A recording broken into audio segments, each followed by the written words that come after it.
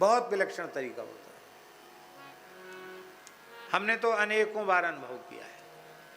एक बार हम बड़े भीतर से दुखी थे, कुछ मन के सर्वथा प्रतिकूल परिस्थितियों का निर्माण हो गया और उन विपरीत परिस्थितियों में मन बड़ा उद्विग्न हुआ।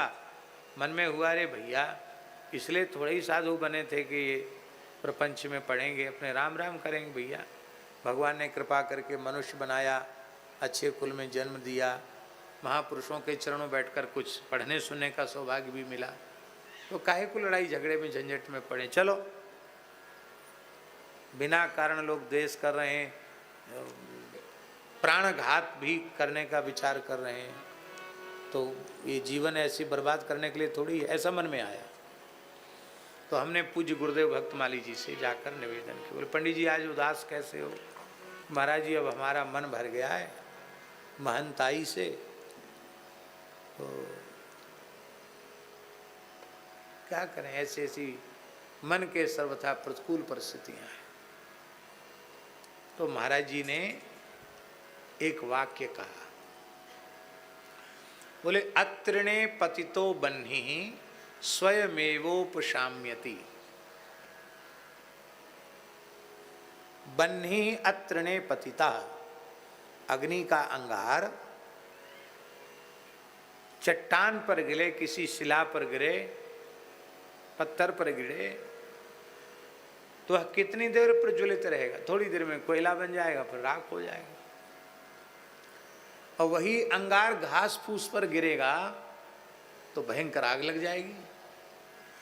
तो पंडित जी अपना और वही अंगार घास फूस पर गिरेगा तो भयंकर आग लग जाएगी। तो पंडित जी अपना अस्तित्व घास फूस के जैसा क्यों बना रहे हैं?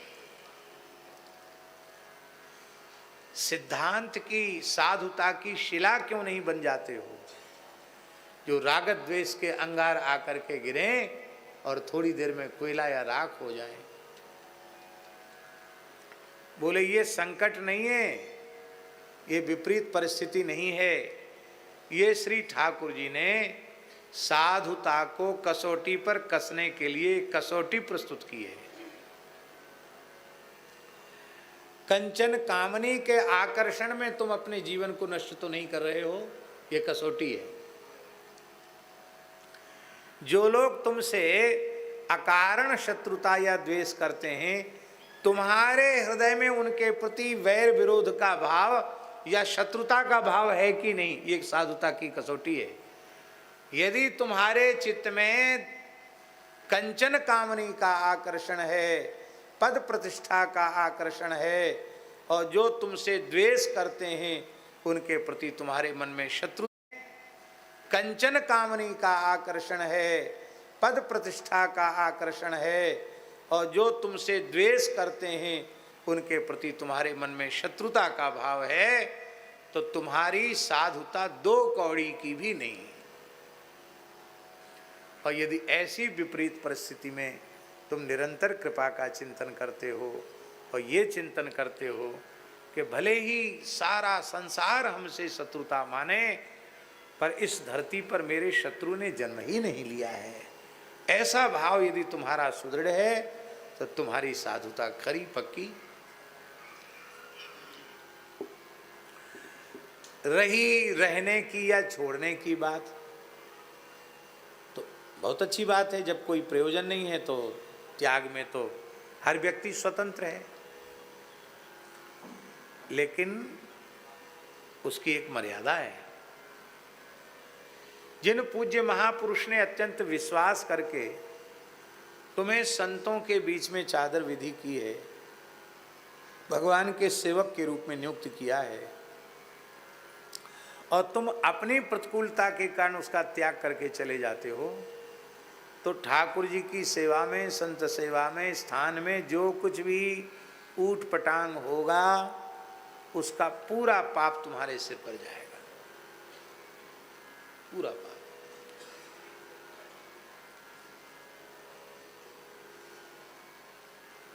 और जिन्होंने सेवा प्रदान की है वे ही कह दें कि अब तुम्हारी सेवा पूरी हो गई, हम प्रसन्न हैं, अब तुम यहाँ से चले जाओ और फिर मुक्त हो, फिर चाहे आग लगे, पानी बरसे, चाहे प्रलय हो जाए, फिर कोई बात नहीं, उनकी आज्ञा हो जाए, इसलिए तब तक रहना है। हमने कहा महाराज जी मान लो शरीर ही चला गया तो हंसने लगे। अरे बोले वाह, पंडित होकर ऐसी बात करते हो, शरीर ही चला गया, रह किसका गया शरीर उसका नाम बताओ, जिसका शरीर रह गया हो उसका नाम बताओ।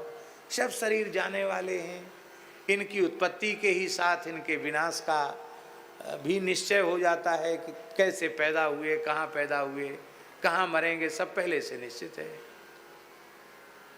तो फिर क्या पढ़ रहे हो तुम और क्या सुन रहे हो? इसलिए गौ सेवा, ब्राह्मण सेवा, ठाकुर सेवा, संत सेवा करते करते मर भी जाओगे या कोई तुम्हें समाप्त भी कर देगा, तो यह पक्का समझ लो तुम्हें भगवान के चरण कमलों की, उनके नित्य धाम की निश्चित प्राप्ति होगी। और भगवत सेवा से, संत सेवा से विमुख होकर के भाग जाओगे और फिर कोई भगवत सेवा में विकृति आती है, उसका दोष तुम्हारी खोपड़ी पर जाएगा। इसलिए धैर्य रखो और जब महाराज जी स्वयं आज्ञा कर दें तो आप आ जाना।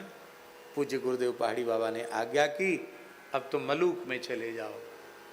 हम तो जैसे बिल्कुल सांस रोक के प्रतीक्षा ही कर रहे थे, जैसे खड़े थे वैसे मलूक पहुंच गए। और कितनी अद्भुत बात, महाराज जी ने कहा पानी में रह के मगर से बैर नहीं, इसलिए तुम वहां जाकर भोजन करो। ठीक है। और अब ठाकुर जी ने ऐसी कृपा की, हमारे बड़े गुरु भाई श्री महंत श्री राम अवतार दास जी महाराज ने अत्यंत प्रसन्नता और उदारता पूर्वक, अति आग्रह पूर्वक इस दास को पुनः गुरु स्थान की सेवा प्रदान की। और अब इतना दिव्य भव्य मंदिर का निर्माण भी हो गया कि हम लोगों के शरीर तो नहीं रहेंगे, लेकिन नीचे से ऊपर तक एक कण सीमेंट का नहीं लगा और न कहीं लोहा लगा, बढ़िया पत्थर की ऐसा सुंदर ठाकुर जी का मंदिर बन गया जो हजारों साल तक ठाकुर जी के अब गर्भगृह को, मंदिर को छेड़ने की जरूरत नहीं। और आरसीसी फारसीसी गिरते पड़ते रहेंगे, लेकिन मंदिर में कुछ नहीं करना पड़ेगा, उनकी कृपा से ही होगा। प्रसंगवश हम बोल रहे नहीं, हमको बोलने की आवश्यकता नहीं। बिल्कुल ऐसी ही परिस्थिति श्री अग्रदेवाचार्य पीठ श्री रेवासा धाम की। महाराज जी अच्छी प्रकार से जानते हैं,